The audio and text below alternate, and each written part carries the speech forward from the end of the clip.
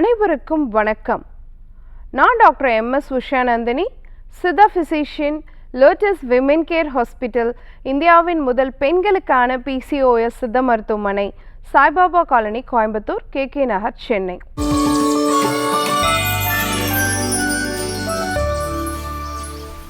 இனியவை இந்த நிகழ்ச்சியில் தொடர்ந்து நம்ம பெண்கள் சார்ந்த பல ஆரோக்கிய குறிப்புகளை பார்த்துட்டு வரங்க. அந்த வகையில் இன்றைக்கி நம்ம சொல்லக்கூடியது ஆன்டி இன்ஃப்ளமேட்டரி தன்மை, அதாவது வீக்கத்தை குறைக்கக்கூடிய ஒரு 10 விஷயங்களை தான் இன்றைக்கி நம்ம பார்க்க போகிறோம். ஏன் வீக்கத்தை குறைக்கணும்? ஃபஸ்ட்டு இன்றைக்கி வீக்கம்னா என்ன, இன்ஃப்ளமேஷன்னா என்ன? நிறைய பேர் இன்றைக்கி பதிவில் ஆன்டி இன்ஃப்ளமேட்ரி அப்படின்னு பேசுகிறோம். அப்போ வீக்கத்தை குறைக்கக்கூடிய ஆன்டி இன்ஃப்ளமேஷன் ப்ராப்பர்ட்டி எப்படி நம்ம உடம்புல உருவாக்கணும், ஏன் உருவாக்கணும், எதுக்காக உருவாக்கணும்? இன்றைக்கி பார்த்திங்கன்னா மூட்டில் வலி வருதுன்னு வச்சுக்கோங்களேன், ஆர்த்ரைட்டிஸ்னு சொல்கிறோம். அது ஒரு விதமான இன்ஃப்ளமேஷன் தான். அதே மாதிரி கல்லீரலில் உருவாகக்கூடிய ஒரு இன்ஃப்ளமேஷனை நம்ம ஹெப்படைட்டிஸ் அப்படின்னு சொல்கிறோம். அதே மாதிரி உங்களுக்கு வயிற்று பகுதியில் உருவாகக்கூடிய இன்ஃப்ளமேஷனை கேஸ்ட்ரைட்டிஸ் அப்படின்னு சொல்கிறோம். குடல் பகுதியில் உருவாகிறத கொலைட்டிஸ் அப்படின்னு சொல்கிறோம். பல்லில் உருவாகுதுன்னு வச்சுக்கோங்களேன், ஜிஞ்சுவைட்டிஸ். பல் ஈரில் வரதை ஜிஞ்சுவைட்டிஸ் அப்படின்னு சொல்கிறோம். மூளையில் வரதை மெனிஞ்சைட்டிஸ் அப்படின்னு சொல்கிறோம். இருதயத்தில் வரதை நம்ம பெரிகார்டைட்டிஸ் அப்படின்னு சொல்லலாம். ஸோ இந்த மாதிரி வரக்கூடிய வீக்கங்களை நம்ம வகைப்படுத்தி பார்க்குறோம். ஆனால் இந்த எல்லா வீக்கங்களும் குறிப்பாக இன்றைக்கி நம்ம சந்திக்கக்கூடிய சர்க்கரை நோயிலிருந்து, இரத்த அழுத்த நோயிலிருந்து, கொலஸ்ட்ரால்லேருந்து, இருதய பிரச்சனையிலேருந்து, கருப்பையில் வரக்கூடிய பிரச்சனை, ஈவன் சால்ஃபேஞ்சைட்டிஸ்னு சொல்கிறோம், கருக்குழாய்களில் ஏற்படக்கூடிய வீக்கம், கர்ப்பப்பையில் ஏற்படக்கூடிய வீக்கம், அந்த மாதிரி நம்ம சொல்லிக்கிட்டே போகலாம். நம்ம பிறப்புறுப்பு பகுதியில் வரக்கூடிய வீக்கம் சர்விசைட்டிஸ்னு சொல்கிறோம், வெஜைனைட்டிஸ்னு சொல்கிறோம். இந்த மாதிரி எல்லா வீக்கங்களுக்குமே அடிப்படையான ஒரு விஷயம் பார்த்திங்கன்னா ஆன்டி இன்ஃப்ளமேட்டரி தன்மையை நம்ம உடலில் உருவாக்குறது. அந்த மாதிரி நம்ம உடம்புல இன்ஃப்ளமேஷன் இருக்கா அப்படின்னு தெரிஞ்சுக்கிறதுக்கு நம்ம நிறைய ரத்த பரிசோதனைகளும் இருக்குது. டியூமர் நெக்ரோட்டிங் ஃபேக்டர், TNF ஆல்ஃபா அப்படின்னு சொல்கிறோம், இன்டர்லியூக்கின் 6 அப்படின்னு சொல்கிறோம், CRP, C ரியாக்டிவ் ப்ரோட்டீன்ஸ் அப்படின்னு சொல்கிறோம். ஸோ இது எல்லாமே நம்ம ரத்த பரிசோதனையின் மூலமாக நம்ம உடம்புல இன்ஃப்ளமேட்டரி தன்மை இருக்கா அப்படிங்கிறத தெரிஞ்சுக்கிறதுக்கு சப்போர்ட்டிவாக இருக்கு. இப்போ உணவு முறையில் நான் ஆல்ரெடி நிறையா பதிவுகள் சொல்லியிருக்கேன். நீங்கள் என்னெல்லாம் சேர்த்துக்கிட்டால் நம்ம உடம்புல இன்ஃப்ளமேஷன் குறையும். நிறைய இஞ்சி சேர்த்துக்கிறது, நிறைய பூண்டு சேர்த்துக்கிறது, நிறைய சின்ன வெங்காயம் சேர்த்துக்கிறது, மஞ்சள் நிறையா சேர்த்துக்கிறது, சன்னலவங்க பட்டை அதிகமாக சேர்த்துக்கிறது, ஏலக்காய் எடுத்துக்கிறது, இந்த மாதிரி நம்மளுடைய அஞ்சரை பெட்டி மூலிகைகள் எல்லாமே பார்த்திங்கன்னா ஆன்டி இன்ஃப்ளமேட்டரி தன்மை உடையதாகத்தான் இருக்குது.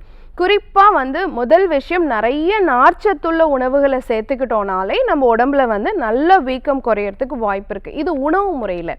ஆனால் அன்றாடம் சில விஷயங்களை நம்ம கடைபிடிச்சோன்னு வச்சுக்கோங்களேன், அதுவுமே நமக்கு இன்ஃப்ளமேஷனை குறைக்கக்கூடியதாக இருக்குது. உதாரணத்துக்கு நல்ல ஒரு ஆழ்ந்த தூக்கம் இருக்குது, இரவில், குறிப்பாக பகலில் கிடையாது, இரவில் உங்களால் ஒரு 7 to 8 hours நல்லா தூங்க முடியுதுனாலே அது உங்களுடைய நோய் நிலையினுடைய வீரியத்தை கட்டுப்படுத்தும். ஸோ இன்ஃப்ளமேஷனை குறைக்கும் அப்படின்னு சொல்லப்படுது. அதே மாதிரி சன்லைட்டில் வாக்கிங் போகிறது விட்டமின் D சிந்தசிஸை உருவாக்குறதன் மூலமாக நம்மளுடைய உடலில் ஏற்படக்கூடிய வீக்கத்தை குறைக்குது, அழுத்தத்தை குறைக்குது, இன்ஃப்ளமேஷனை குறைக்குது அப்படிங்கிறதையும் தெரிஞ்சுக்கணும். சின்ன சின்ன தியான பயிற்சி, மெடிடேஷன், உங்களுக்கு என்ன பிடிக்குமோ அதை நீங்கள் செய்யும் பொழுது, மனதை ஒருநிலைப்படுத்தும் பொழுதுமே இந்த இன்ஃப்ளமேஷன் நல்லா குறையுது அப்படிங்கிறத சொல்லப்படுது. அதே மாதிரி நீங்கள் இயற்கையோடு எவ்வளோ இணைஞ்சு போகிறீங்க அப்படிங்கிறதுமே இன்ஃப்ளமேஷன் குறையிறதுக்கு ஒரு முக்கியமான காரணம். உதாரணத்துக்கு இப்போ நீங்கள் ஒரு புல் தரையில் செருப்பு இல்லாமல் நடக்கிறீங்க, அல்லது ஒரு ஸ்டோன்ஸ் இருக்கிற தரையில் நீங்கள் செருப்பு இல்லாமல், அந்த சாஃப்ட் ஸ்டோன்ஸ் இருக்குது இல்லையா, அதில் நீங்கள் பாலிஷ்டு ஸ்டோனில் நீங்கள் நடக்கிறீங்க, அல்லது நீங்கள் ஒரு பீச்சில் போய் அந்த காற்றை சுவாசிக்கிறீங்க, அதில் அந்த பீச் தரையில் நீங்கள் செருப்பு இல்லாமல் நடக்கிறது. அதே மாதிரி ஏர்லி மார்னிங் உங்களுக்கு பார்த்திங்கன்னா சன்லைட்டை நீங்கள் ரசிக்கிறது, அதே மாதிரி ஈவினிங் சன்செட் நீங்கள் ரசிக்கிறது, அந்த மாதிரி எந்த அளவுக்கு நீங்கள் இயற்கையோடு ஒன்றி போகிறீங்க, கார்டனிங் பண்ணுறது, இது எல்லாமே உங்கள் உடம்புல இன்ஃப்ளமேஷனை குறைக்கும் அப்படிங்கிறதையும் அறிவியல் ஆய்வாக இருக்கு. இப்போ நம்ம என்ன சொல்கிறாங்க, நம்ம முன்னோர்கள்லாம் வாய் விட்டு சிரித்தால் நோய் விட்டு போகும் அப்படின்னு சொல்கிறாங்க. அப்போ சிரிப்பு அப்படிங்கிறதும் நம்ம உடலில் இருக்கக்கூடிய ஒரு ஆன்டி இன்ஃப்ளமேட்டரி தன்மையை உருவாக்கக்கூடியதாக நம்ம முன்னோர்களுக்கு அப்பயே தெரிஞ்சிருக்கு. அப்போ எந்த அளவுக்கு நீங்கள் சிரிக்கிறீங்க, சந்தோஷமாக இருக்கீங்க, அந்த லாஃப்டர் அப்படிங்கிறது, லாஃப்டர் தெரப்பின்னு கூட இன்றைக்கி நிறைய பேர் சொல்கிறோம் இல்லையா, அந்த லாஃபிங் அப்படிங்கிறது வந்து உங்கள் உடலில் இருக்கக்கூடிய இன்ஃப்ளமேஷனை குறைக்குது. குறிப்பாக இருதயம் சார்ந்த பிரச்சனைகளை வந்து குறைக்கிறதுக்கு அது ரொம்ப சப்போர்ட்டிவாக இருக்கு. சிஆர்பி லெவல்ஸையும் குறைக்கும். இதெல்லாம் ஆய்வுகளாக நம்ம சொல்லப்படுது. அடுத்து உங்களுக்கு பிடிச்ச விஷயத்தை செய்ப்பா, நீ ஸ்ட்ரெஸ் இல்லாமல் இரு, உனக்கு பிடிச்ச விஷயத்தை செய் அப்படின்னு நம்ம வீட்டில் சொல்கிறாங்க இல்லையா. இப்போ நிறைய பேருக்கு பாடுறது பிடிக்கும். இன்றைக்கி நிறைய சிங்கர்ஸ் பாருங்களேன், அவங்களுடைய ஆரோக்கியம் அப்படிங்கிறது நம்ம பார்க்குற வரைக்கும் வந்து பார்த்திங்கன்னா மற்றவங்கள விட அவங்களோட ஆரோக்கியம் கொஞ்சம் நல்லபடியாக இருக்க மாதிரி இருக்கு இல்லையா. ஸோ சிங்கிங் அப்படிங்கிறதும் ஒரு ஆன்டி இன்ஃப்ளமேட்டரி தன்மையை கொடுக்கக்கூடியதாக தான் சொல்லப்படுது. அதே மாதிரி நிறைய பேர் டான்ஸர்ஸ் இருக்காங்க, ஆடுறதுமே பார்த்திங்கன்னா அவங்களுக்கு ஒரு சந்தோஷத்தை கொடுக்கும். அவங்க பாடியில் அந்த ஹாப்பி ஹார்மோன்ஸ் செக்ரீட் பண்ணுறதுக்கு சப்போர்ட்டிவாக இருக்கும். ஸோ செரட்டோனின், டோபமைன்லாம் இன்க்ரீஸ் பண்ணுது. அது ஆட்டோமேட்டிக்காக வந்து பார்த்திங்கன்னா அவங்களுடைய ஹார்மோன் லெவலை வந்து கட்டுப்படுத்தக்கூடியதாக இருக்கிறதுனால இன்ஃப்ளமேஷனை நல்லா குறைக்குது. அப்போது ஆடுறது, பாடுறது இதெல்லாமே இன்ஃப்ளமேஷனை குறைக்கக்கூடிய தன்மை உடையதாக இருக்குது. அப்புறம் என்ன சொல்கிறாங்கன்னா, நேரம் கிடைக்கும் பொழுதெல்லாம் நீங்கள் குடும்பத்தோட டைம் ஸ்பெண்ட் பண்ணிங்கன்னு வச்சுக்கோங்களேன், அந்த ஹாப்பி மூமெண்ட்ஸ் இருக்கு இல்லையா, அதுவுமே இன்ஃப்ளமேஷனை குறைக்கக்கூடியதாக இருக்குது. ஏன்னா இன்ஃப்ளமேஷன் அப்படிங்கிறது தான் இன்றைக்கி நோய்க்கு அடிப்படை காரணம். அந்த வீக்கத்தை குறைக்கிறதுக்கு நம்ம குடும்பத்தோட நேரம் செலவிடுறது அப்படிங்கிறது முக்கியம். இன்றைக்கி சித்த மருத்துவத்தை பொறுத்த வரைக்கும் தொக்கணம் அப்படின்னு ஒரு விஷயம் இருக்குது. தொக்கணம்னா என்ன? மசாஜ். அப்பப்போ நம்ம மசாஜ் பண்ணிக்கிறது அப்படிங்கிறதுமே பார்த்திங்கன்னா நம்ம இந்த தசைகளில் இருக்கக்கூடிய, செல்களில் இருக்கக்கூடிய, நம்மளுடைய டிஷ்யூஸில் இருக்கக்கூடிய இன்ஃப்ளமேஷனை குறைக்கிறதுக்கு சப்போர்ட்டிவாக இருக்குது. இன்னொன்று வந்து பார்த்திங்கன்னா, எப்போவுமே கோபம், ஸ்ட்ரெஸ்ஸு, இரிட்டேஷன் இந்த மாதிரி நம்ம மனநிலையை வச்சுக்கிட்டே இருந்தோன்னா அதுவே வீக்கத்துக்கு ஒரு காரணமாக இருக்கும். பொறாமை, ஒருத்தரை வந்து நம்மளால் அப்ரிஷியேட் பண்ண முடியாமல் இருக்கிறது, இது எல்லாமே இன்ஃப்ளமேஷனை உருவாக்கக்கூடிய உணர்வுகள்.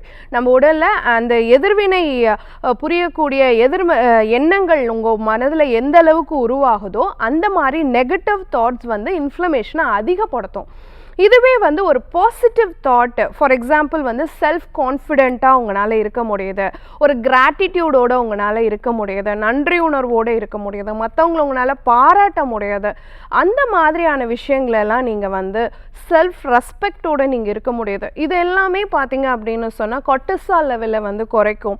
அதே மாதிரி அட்ரினலின், நார் அட்ரினலின் சுரப்புகளை வந்து சீர்படுத்தக்கூடியதாக இருக்கும். இதனால் நமக்கு வந்து இன்ஃப்ளமேஷன் வந்து கண்ட்ரோல் ஆகும்.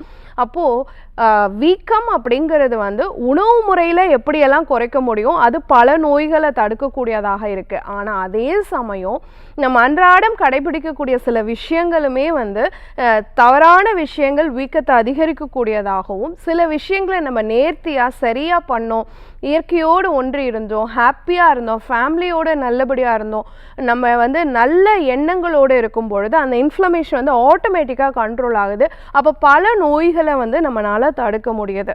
அப்போது மனம் அப்படிங்கிறது செம்மையாக இருந்தால் உடல் அப்படிங்கிறதும் ஆரோக்கியமாக இருக்கும். உங்களுடைய அன்றாடம் நீங்கள் உங்களுக்குன்னு சில நேரம் ஒதுக்கும் பொழுது அது உங்களுக்கு பல நோய்களை தடுக்கிறதுக்கும் சப்போர்ட்டிவாக இருக்குது அப்படிங்கிறத நீங்கள் இன்றைக்கி புரிஞ்சிட்ருப்பீங்க. பயன்படுத்தி பாருங்கள். இதே மாதிரி இன்னொரு ஆரோக்கிய குறிப்போடு நான் உங்களை சந்திக்கிறேன். இயற்கையோடு இணைவோம், ஆரோக்கியமாக இருப்போம், ஆனந்தமாக வாழ்வோம். நன்றி, வணக்கம்.